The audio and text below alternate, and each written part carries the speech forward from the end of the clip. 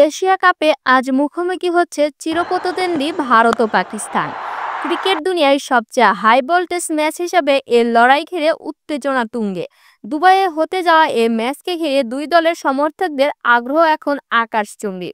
নিজেদের প্রথম ম্যাচে ভারত দারুণ একতরফা জয়ে সংযুক্ত আরব আমিরাতকে মাত্র ৫৭ রানে অল আউট করে ৪ ওভার ৩ বলেই জয় নিশ্চিত করে। অন্যদিকে পাকিস্তান ওমানকে হারিয়েছে বিশাল ব্যবধানে ৯৩ রানে। দুই দলের শুরুটা হয়েছে দুর্দান্ত, আর তাই আজকের ভারত পাকিস্তান লড়াই হবে আরও বিশেষ।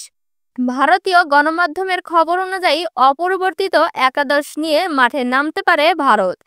এ একাদশে থাকতে পারে অভিষেক শর্মা, শুভমান গিল, সঞ্জু স্যামসন, সূর্যকুমার যাদব, তিলক বর্মা, শিবম দুবে, হার্দিক পান্ডিয়া, অক্ষর প্যাটেল, কুলদীপ যাদব, জশপ্রীত বুমরা ও বরুণ চক্রবর্তী।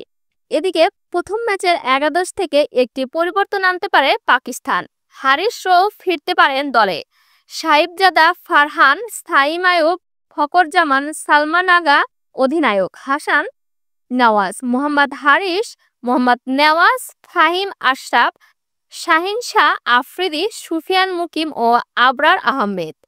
দুবাইয়ের উইকেট ধীরগতি হলেও গত ২ বছরে এখানে স্পিনারদের চেয়ে পেসারদের বেশি উইকেট নিয়েছেন।